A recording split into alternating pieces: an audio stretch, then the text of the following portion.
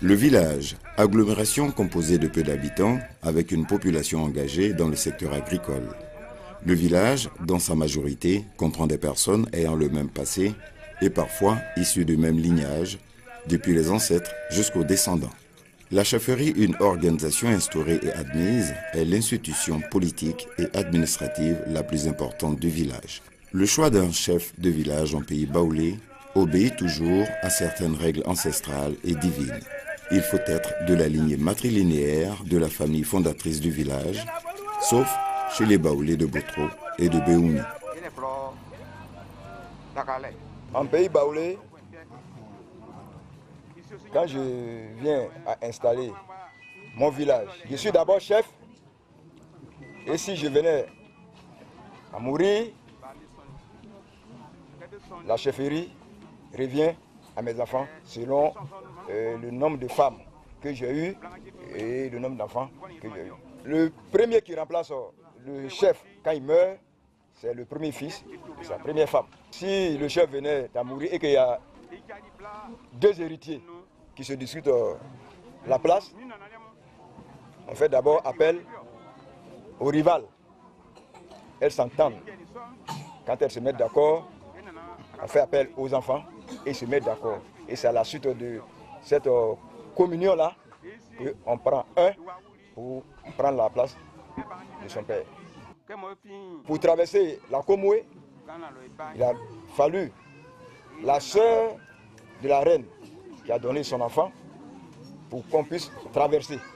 Et c'est en reconnaissant de cela qu'on dit qu'un pays baoulé, surtout chez les Walebo, c'est l'enfant de la sœur qui devient chef, mais pas l'homme.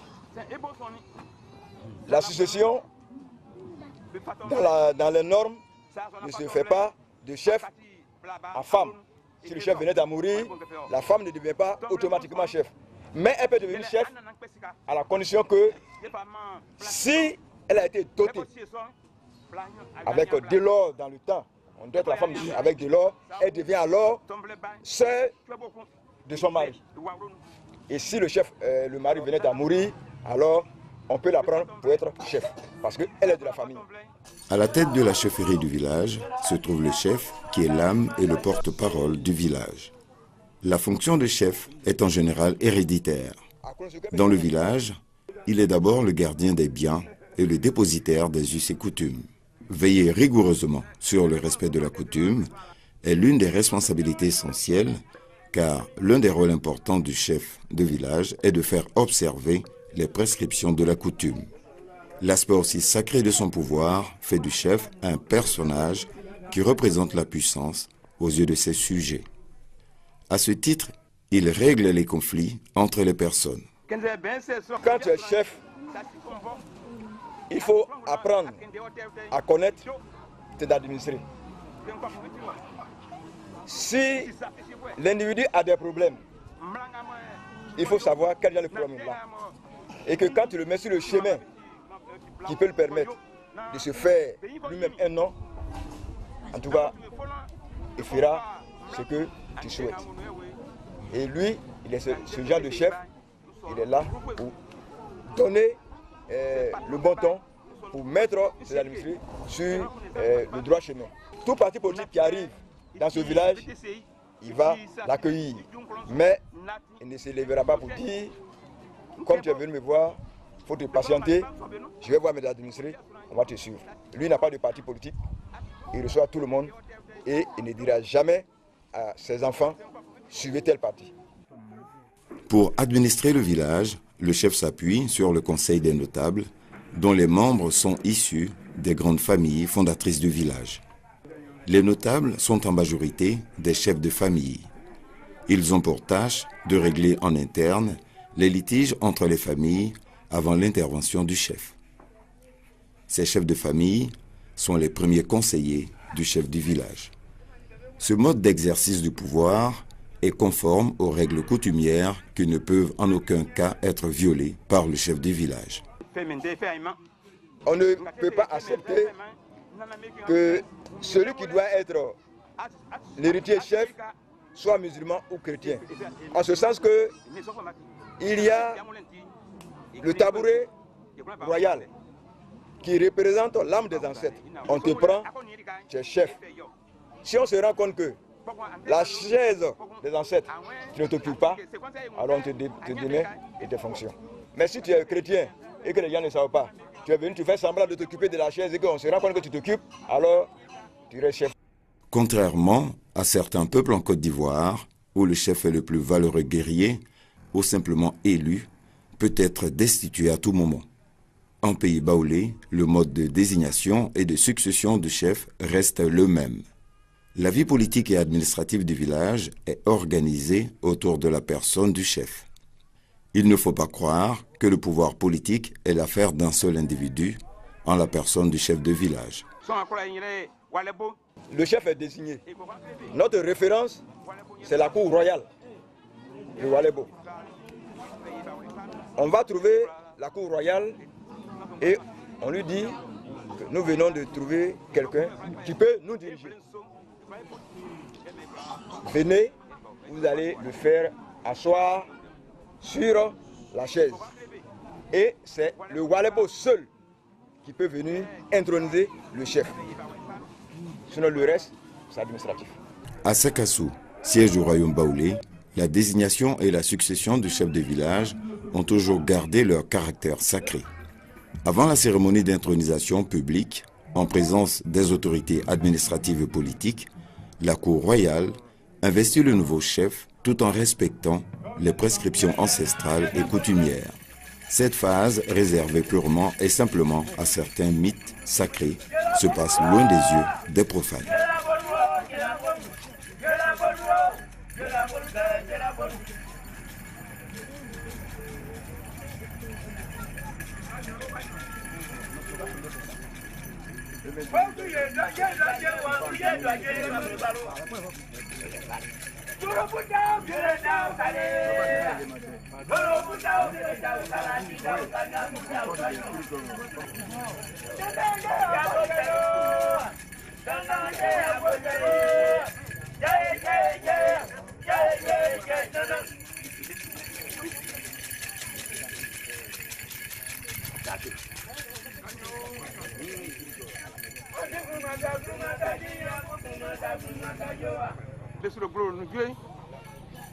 Ce que vous avez vu, ce n'est pas un fait du baoulé, c'est un fait du gourou. Mais on a vu que les gourous utilisaient ça pour magnifier leur chef, pour le vénérer.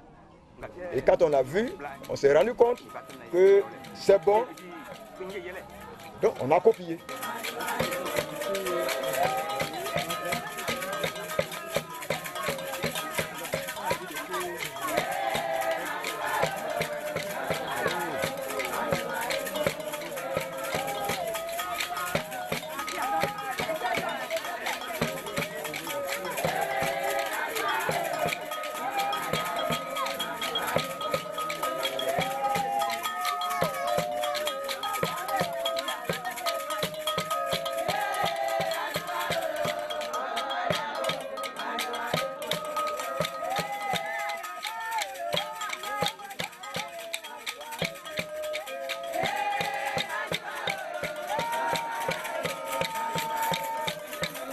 La Ganou est une danse des ancêtres. Ça conjure les mauvais sorts, ça purifie l'assemblée. Et la Ganou tire son authenticité dans le fait que c'est la femme qui enfante. Et quand on te nomme chef, si la Ganou ne se met pas avec toi, tu ne peux pas faire longue vie sur cette chaise-là.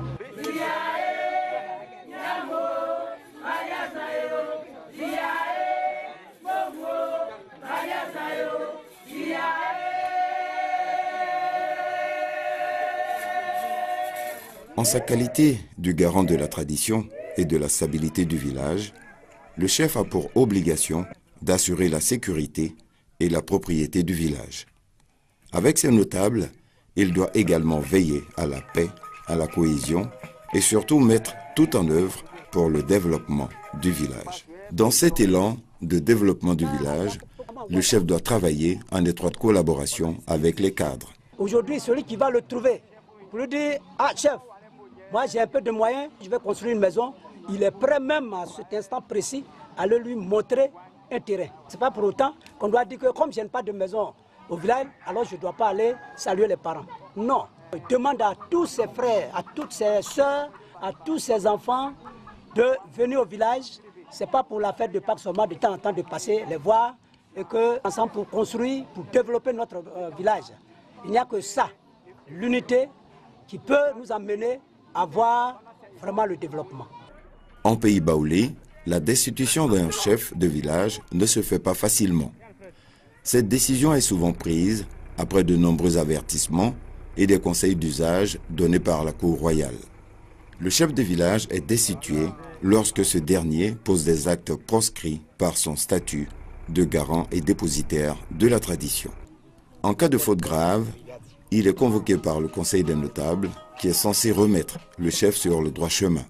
Si ces fautes sont répétées, alors le conseil des notables avise la cour royale qui, à son tour, prend la sentence. Si tu es chef de village et que, au lieu d'administrer ton village, tu vas chercher les médicaments pour venir tuer les jeunes de ce village pour que tu ne puisses pas être remplacé un jour. La cour royale sera saisie, tu seras démis. Un chef doit se faire respecter, doit être sage, ne doit pas commettre adultère, ne doit pas voler.